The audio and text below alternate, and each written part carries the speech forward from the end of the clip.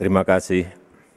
Dalam visi misi Bapak menyebutkan bahwa setiap kebijakan akan berperspektif gender dan pemberdayaan perempuan, akan memprioritaskan pemberdayaan perempuan. Tapi saya melihat dalam struktur pengurusan partai yang Bapak pimpin, jabatan-jabatan strategis seperti Ketua Umum, Ketua Dewan Pembina, Ketua Dewan Penasehat, Ketua Dewan Pakar, Ketua Harian, Wakil Ketua Harian, Sekjen, Bendahara, semuanya laki-laki. Bagaimana Bapak menjawab inkonsistensi ini?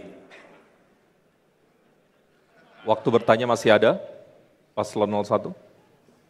Ini Bapak. Apakah cukup?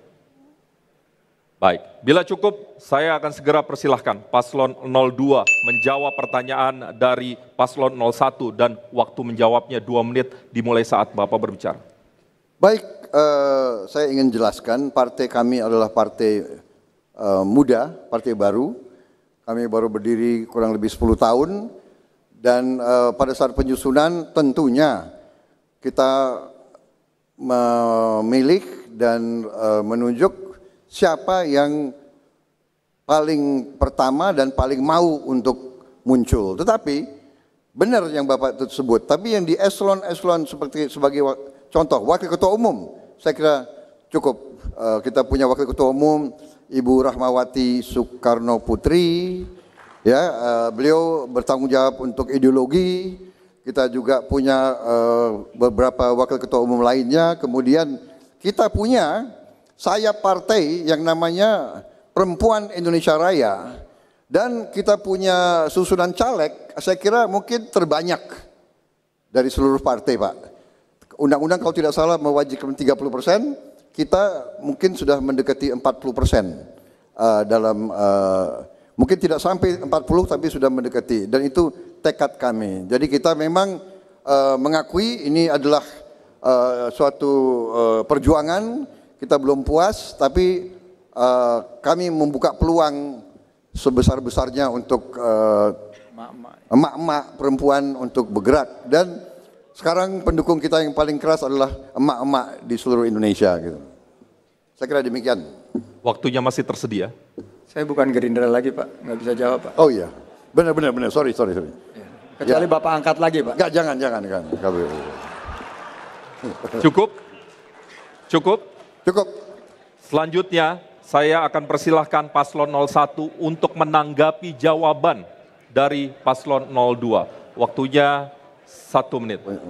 Ya, sebetulnya saya tidak harus menjawab lagi karena Pak Prabowo sudah mengakui. Tetapi bahwa apa yang sudah diakui tadi, kalau saya boleh membandingkan, mohon maaf.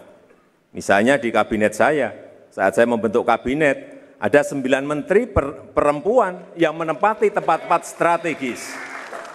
Misalnya Menlu itu adalah Menteri Luar Negeri pertama. Kemudian Menteri BUMN, Menteri Keuangan, kemudian Menteri LHK, kemudian Menteri yang berani dan nekat, Menteri Kelautan dan Perikanan. Dan saya juga pernah membentuk yang namanya Pansel KPK, terdiri dari 9 orang yang semuanya perempuan. Dan mereka bisa memilih waktunya habis. Komisioner yang paling Pak Jokowi baik. Waktunya habis. Selanjutnya Paslon 02, kami persilakan menanggapi tanggapan dari Paslon 01. Waktunya 1 menit.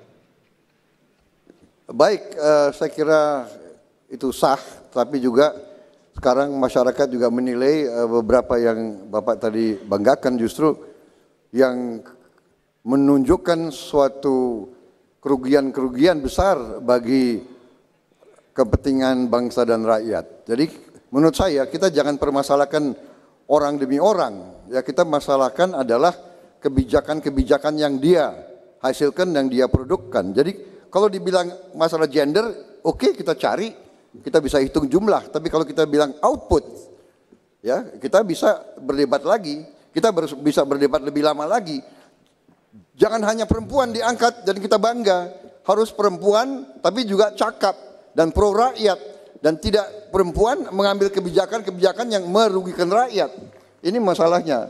Ya, jadi saya tidak akan membanggakan hanya karena dia perempuan. Kalau dia perempuan tapi dia tidak membela rakyatnya sendiri, ya saya kira tidak perlu dibanggakan. Waktunya habis Pak Prabowo.